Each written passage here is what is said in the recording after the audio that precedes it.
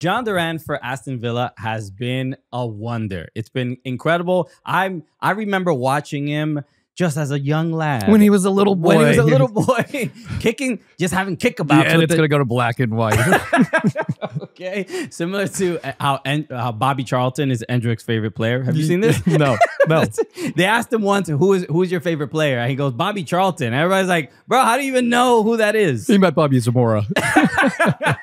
So we got to talk about Jhon Duran. And I'm honored to be joined here with Cal Martino of US MNT, LA Galaxy legend. And just also my friend. Yeah. Just you should have leveraged that. Which is just buddies. You know what? It's just wild to say. I can't believe that is my life. But let's Jhon Duran scored in Champions League.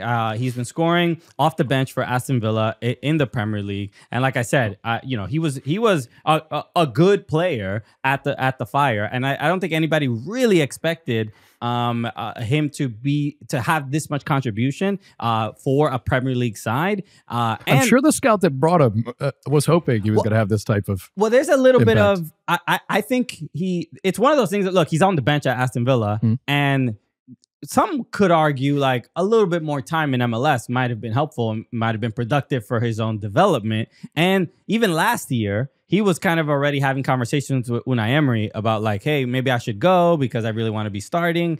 And he seems to be, every single time he is on the field, he is contributing with huge goals in some way. So we have to ask the question: should Jhon Duran be starting over Ollie Watkins at this point? Oh, the words that were very important in that question is at this point. Sure. At this point, no. I mean, at this point, you go with a lot of data. You go with Watkins, and if you look at last season, I mean, what was it? 30-something goals all competitions. Sure. I mean, I'm 27 total. Sure, someone can confirm that for us. 27 sure, we have total. people that do that. I mean, when it's goal scorers, it's body of work. That's probably the first gut check that a manager goes with, and the body of work is pretty nice. I remember watching Euros and seeing a lot of Three Lions fans, a lot of Brits on a lot of beers going, get Harry off and put him on. I mean, that seems to be, especially at the international level. Look, Harry Kane is Harry Kane, and there's a little bit of, we could sort of use this. It's almost the same debate. It's like, should Watkins have been starting over Harry Kane? Right? Is Jhon Duran British? Should Jhon Duran be starting for England? Now we're really lost. Really getting to it. No, there is a similarity there. I mean, it feels that, and as a former player, like what do you have to do to lose your position? You understand what somebody else has to do to gain the position, but Ollie Watkins hasn't done enough to lose the position, in my opinion. And as someone who's done enough to lose his position at times in my career, I'll tell you exactly what you do.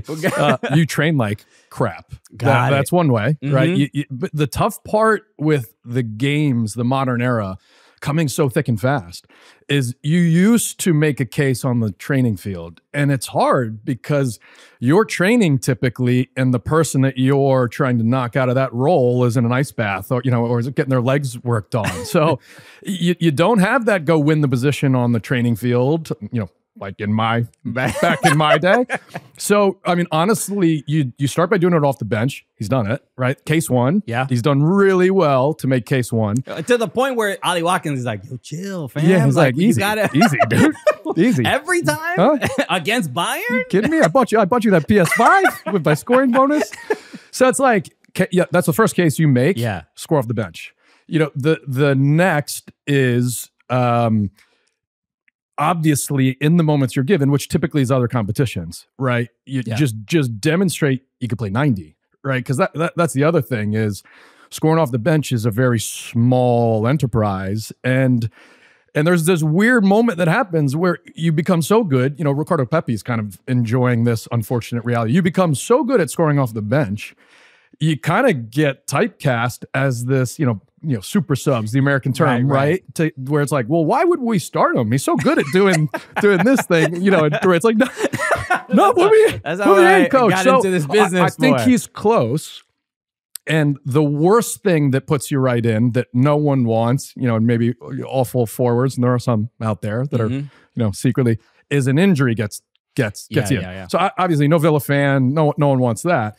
So how does he break in? Well, it's gonna be, man, you're scoring so regularly that a manager simply has to reward that type of performance at some point and then have a nice conversation with Watkins where it's about resting him. Right. So you're doing so well, we're just resting you. Just take it easy, sit back a little bit. So I guess that's the positive part of the congested fixture is forwards especially. Yeah, you're gonna get your chance, but that's hard because you're judged in a very tight window once you get that starting role as a 9. Yeah, it's similar. I don't know who they say this about. Is it about goalkeepers where they say like they're crazy? Yeah, I mean that's a given. But I think they say if you have 2 goalkeepers, you have none or something like that. I forgot what the saying is. Yeah, and I would say probably striker is the next version of this. You're like an individual athlete in a team sport type thing where you're down there doing something on your own. So I guess the good part is